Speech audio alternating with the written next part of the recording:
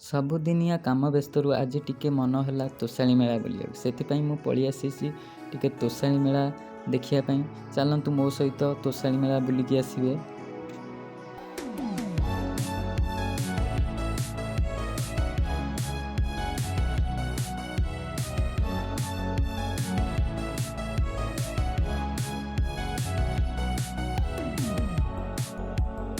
ଦେଖନ୍ତୁ ବହୁତ ସୁନ୍ଦର ଲାଗୁଛି ଟେରାକୋଟା ଆଉ ये जो ଶିଳ୍ପକଳାରେ ସଜ୍ଜିତ ହେଇଛି ବହୁତ ସୁନ୍ଦର ଲାଗୁଛି।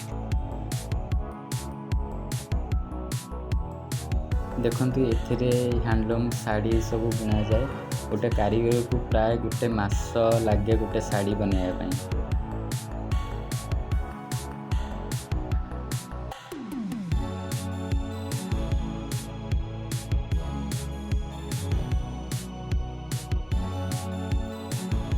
ଭିତରେ ବହୁତ ଗରମ ଲାଗୁଥିଲା। ହଉ ଚାଲନ୍ତୁ ଦେଖିବା ବହୁତ ସୁନ୍ଦର ଶିଳ୍ପକଳା। ଦେଖନ୍ତୁ ସୁନ୍ଦର ଶିଳ୍ପକଳା।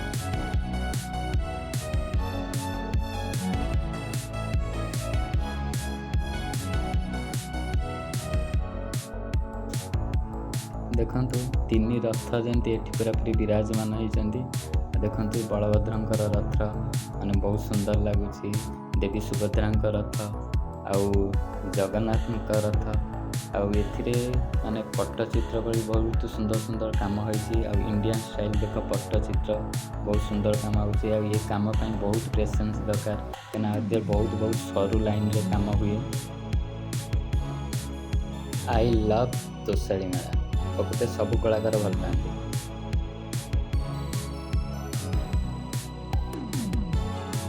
ଦେଖନ୍ତୁ ଏଠି ପିଲାମାନେ ଲାଇଭ୍ ଟେରାକୋଟା କାମ କରୁଛନ୍ତି। କେମିତି କ'ଣ ମାଟିରେ ସେରାମିକ୍ ତିଆରି ହୁଏ। ଆଉ ଦେଖନ୍ତୁ ଏଠି ଟେରାକୋଟା ଛୋଟ ଛୋଟ ଗଣେଶ ଦୀପ ଆଉ କଇଁଛ ଇଏ ସବୁ କେତେ ସୁନ୍ଦର ଲାଗୁଛି। ବହୁତ ଭଲ ଲାଗିଲା ଲାଇଭ୍ ଦେଖିବା ପାଇଁ। ଦେଖନ୍ତୁ ଏଠି ଜଣେ ମ୍ୟାଡ଼ାମ୍ କେମିତି ତାଳପତ୍ରରେ ଚିତ୍ର କରୁଛନ୍ତି। ଆଉ ତାଳପତ୍ର ଚିତ୍ର କୁହାଯାଏ ଯେମିତି ଇଣ୍ଡିଆନ୍ ଷ୍ଟାଇଲ୍ରେ ସରୁ କାମ ହୁଏ। ଆଦିରେ ବି ସେଇ ସେମ୍ କାମ ତାଳପତ୍ରରେ ହେଇଥାଏ। ଆଉ ଏ ଭାଇ ଜଣଙ୍କ କାଠରେ କେମିତି ବୁଦ୍ଧଙ୍କର ଫେସ୍କୁ କେତେ ସୁନ୍ଦର ଭାବେ କେତେ ତୀକ୍ଷ୍ଣ କାମ ହେଇଛି ଆଦିରେ। ଆଉ ଏ କାମ ପାଇଁ ବହୁତ ସତରେ ବହୁତ ପେସେନ୍ସ ଦରକାର। ଆଉ ଏଠି ଲାଇଭ୍ ଏତେ ଲୋକଙ୍କ ଆଗରେ କାମ କରୁଛନ୍ତି ସେଇଟା ମାନିବାକୁ ପଡ଼ିବ।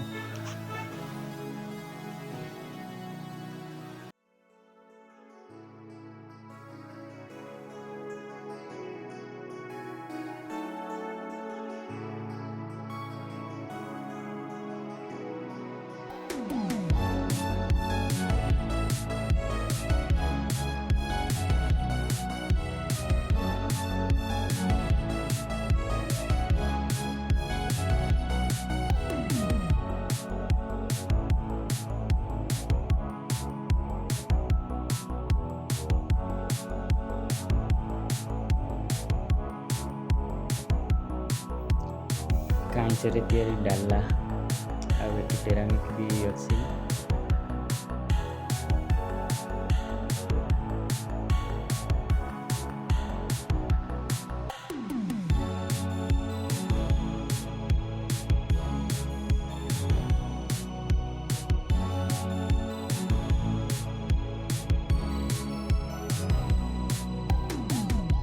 ଦେଖନ୍ତୁ ଢୋକ୍ରାଟ୍ ବହୁତ ସୁନ୍ଦର ଲାଗୁଛି। ଢୋକ୍ରାଟ୍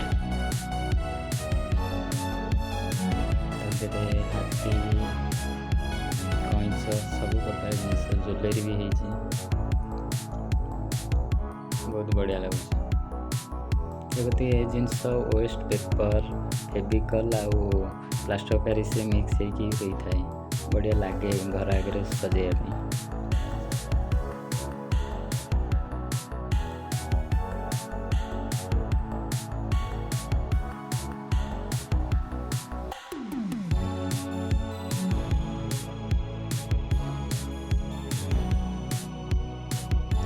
ଏଥିରେ ପଟ୍ଟଚିତ୍ର ଉଡେନ୍ ୱାର୍କ ବି ଅଛି।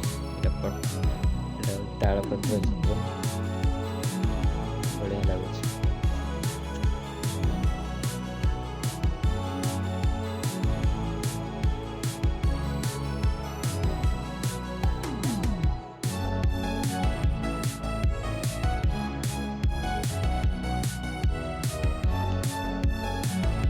ଦେଖନ୍ତୁ ଏଠି ଜଣେ ଭାଇ ଟେରାକୋଟା କାମ ହେଇଛି, ମାନେ ହାତୀରେ କଲର୍ ଦଉଛନ୍ତି।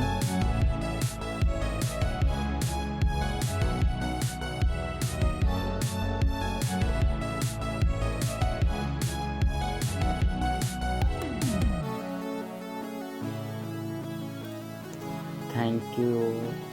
जदि ये वीडियोटी भल लगी लाइक करदेवे।